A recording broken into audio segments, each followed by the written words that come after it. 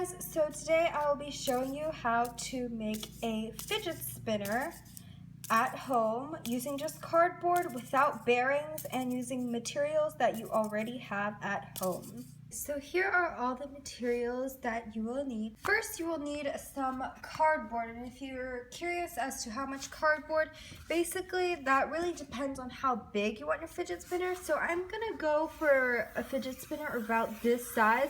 So make sure you have enough cardboard to make 2 layers of that size.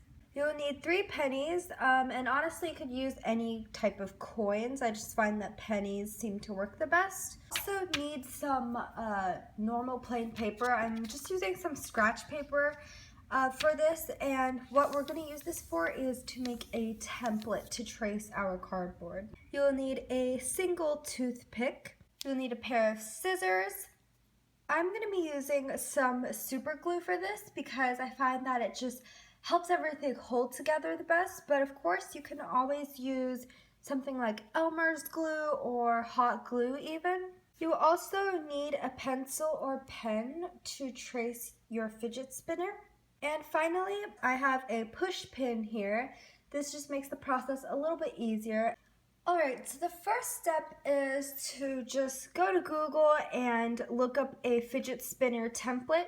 It's really important to use a template because you want to make sure that each side is balanced or else it won't spin as well. So I'm looking through some different shapes. So once you pull up your image, you can like zoom in and out to see the size. I'm just going to leave it about this big. This is pretty standard. Now honestly, you could just print this out and use it as your template, or you can trace your own template. I'm going to be tracing my own template, so I'm just taking a piece of paper and I'm going to put it over, and you can just barely tell in the camera, but off camera I can actually see the outline really well, so I'm just going to go ahead and trace that. And you could trace this from your computer monitor, your phone, your tablet.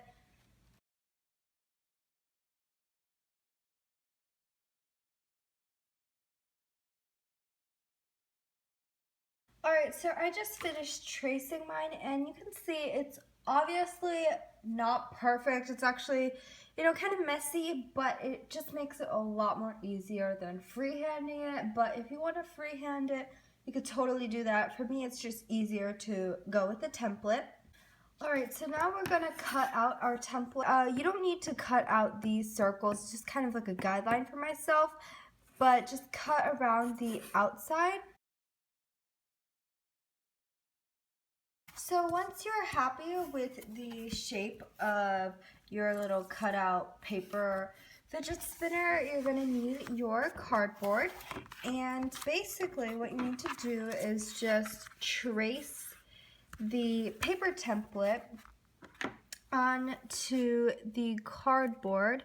So it's really important that you like the shape for your template, but at the same time you can always make some adjustments afterwards, and just make sure you keep your paper template in place.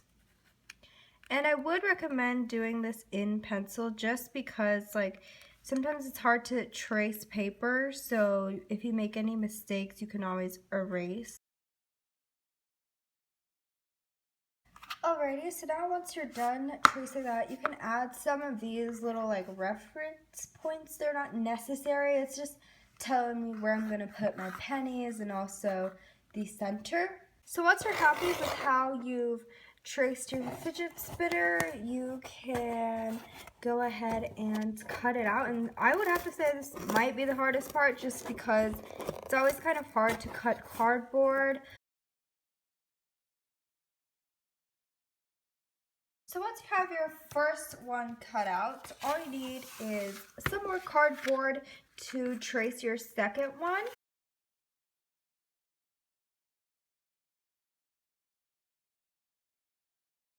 So you really need to try to gauge where the center is, and you could totally measure it out, but I find that eyeballing it is just fine.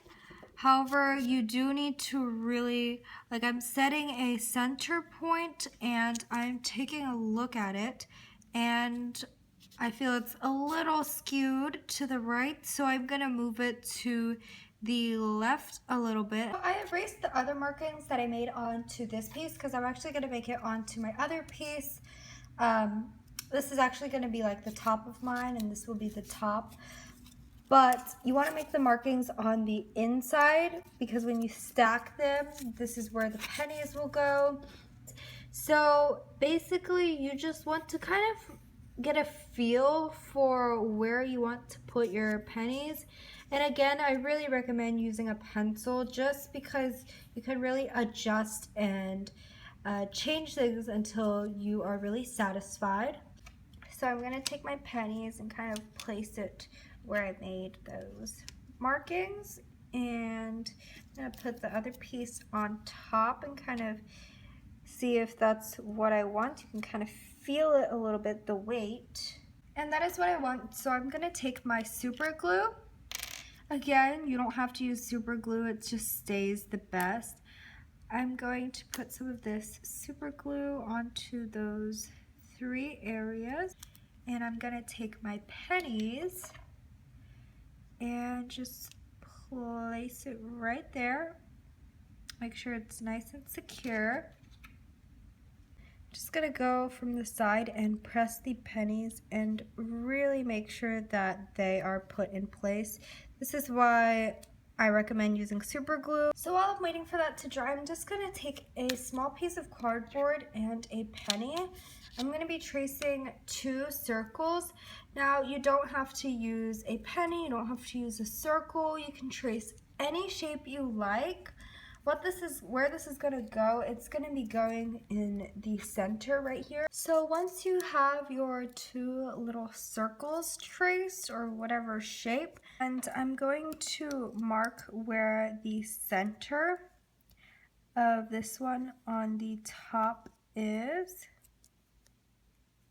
And I'm gonna take my push pin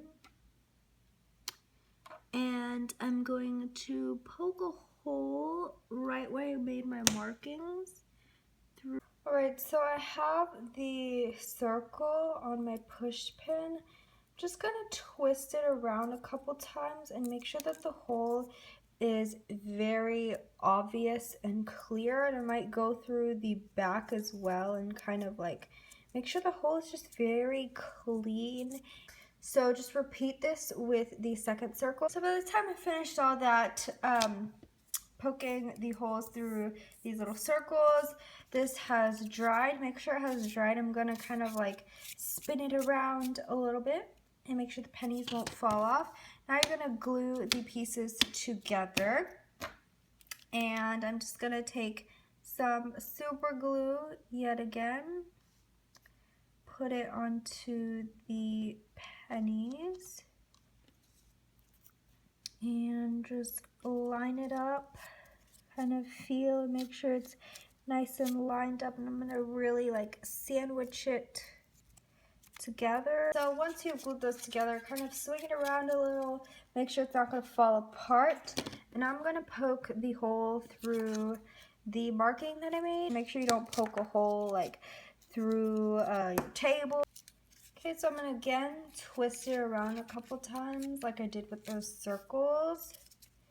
And you can see the hole like isn't super clear through there, so I'm gonna poke it through the back, spin it around a little bit. So I'm gonna take this base piece and I'm gonna take my toothpick, and I'm actually gonna put the toothpick through the hole and make sure that it does go through, and you'll see that it can already spin, which is pretty cool.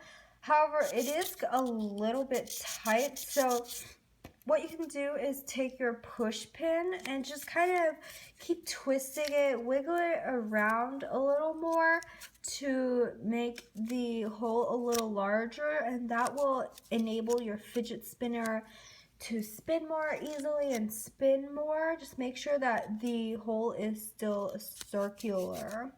And I'm gonna do the same for these little circular pieces. Just kind of loosen them up.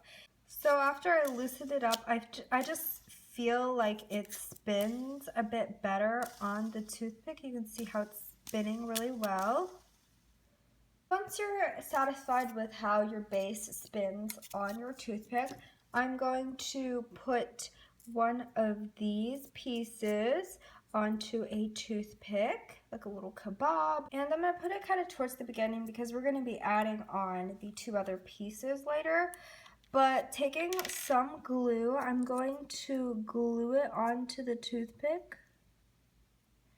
And there's really no super clean way to do this because you just want the glue to kind of seep inside itself between the toothpick and cardboard.